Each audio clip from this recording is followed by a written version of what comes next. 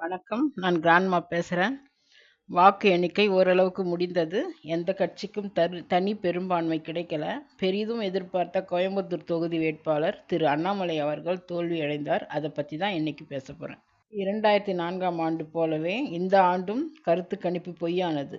எந்த கட்சிக்கும் தனி பெரும்பான்மை கிடைக்கல. அதனால அடுத்து ஆட்சி அமைக்க போவது பிஜேபி கூட்டணியா, இந்திய கூட்டணியான்னு கூடிய சீக்கிரம் தெரிஞ்சிடும். இந்த தேர்தல் முடிவை பார்க்கும்போது திரு மோடி அவர்கள் மேல மக்கள் அதிருப்தியில் இருக்காங்கன்னு தெரியுது. திரு மோடி அவர்கள் மீது மற்ற கட்சிக்காரங்க நிறைய குற்றச்சாட்டுகளை வச்சாங்க. வாக்களிக்கும் இயந்திரம் சரியில்லை, எந்த சின்னத்தில் தொட்டாலும் அது தாமரை சின்னத்திற்கே போகுதுன்னு சொன்னாங்க. இது போல் இன்னும் நிறைய குற்றச்சாட்டுகளை வச்சாங்க. மற்ற கட்சிகள் சொல்வதைப் போல செய்திருந்தால் பிஜேபி தனி பெரும்பான்மையோடு ஜெயிச்சிருப்பாங்க. டெல்லியில் 7 தொகுதிகளும் பிஜேபிக்கு கிடைச்சிருக்கு.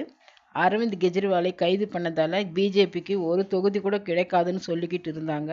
அந்த கருத்தும் தவறாக ஆயிடுச்சு. வாரணாசி தொகுதியில திரு மோடி அவர்கள் வாக்கு எண்ணிக்கையில் காங்கிரஸ் வேட்பாளரை விட பின்தங்கி இருப்பதாக சொன்னார்கள். பிறகு முன்னாடி வந்துட்டார். ராகுல் அவர்கள் 2 தொகுதிகளில் போட்டியிட்டு 2 தொகுதிகளில் வெற்றி பெற்றிருக்கிறார்.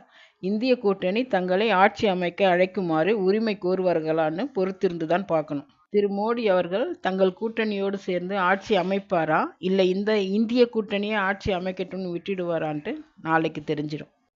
தமிழ்நாட்டில் 39 தொகுதிகளும், புதுச்சேரியில் ஒரு தொகுதியும், மொத்தம் 40 தொகுதிகளிலும் திமுக கூட்டணி வெற்றி பெற்றிருக்காங்க. மக்கள் பெரிதும் எதிர்பார்த்த கோயம்புத்தூர் தொகுதியில் திரு அண்ணாமலை அவர்கள் தோற்றது கொஞ்சம் வருத்தம் அளிக்கிறது. அவர் ஜெயித்தால் கஞ்சா போன்ற போதைப் பொருளை எல்லாம் ஒழிப்பேன்னு சொல்லியிருந்தார். திரு விஜயகாந்த் அவர்களின் மகன் விஜய பிரபாகரன் ஜெயித்திருந்தால் நல்லா இருந்திருக்கும். அவருக்கு ஒரு வாய்ப்பு கொடுத்திருந்தால் நாடாளுமன்றத்துக்கு போய் தமிழக மக்களுக்காக என்ன பேசுவார்னு பார்த்துருக்கலாம். தென் சென்னை தொகுதியில் திருமதி தமிழிசை சவுந்தரராஜன் அவர்கள் வெற்றி பெற்று இருக்கணும். தமிழச்சி பாண்டியன் அவர்கள் தொகுதி பக்கம் ஒரு முறை கூட வரலன்னு மக்கள் அவர்களை எதிர்த்தாங்க. திருமதி தமிழிசை சவுந்தரராஜன் அவர்கள் மக்கள்கிட்ட நிறைய வாக்குறுதி கொடுத்திருந்தாங்க. அவங்க ஜெயிச்சிருந்தா அவங்க வாக்குறுதியை நிறைவேற்றியிருப்பாங்க. எந்த கட்சி ஆட்சிக்கு வந்தாலும் அது மக்கள் நலனுக்கான ஆட்சியாக இருக்கணும். பிடிச்சிருந்தா லைக் பண்ணுங்க, ஷேர் பண்ணுங்க, உங்க கருத்தை பதிவு பண்ணுங்க. மறக்காம சப்ஸ்கிரைப் பண்ணுங்க. நன்றி, வணக்கம்.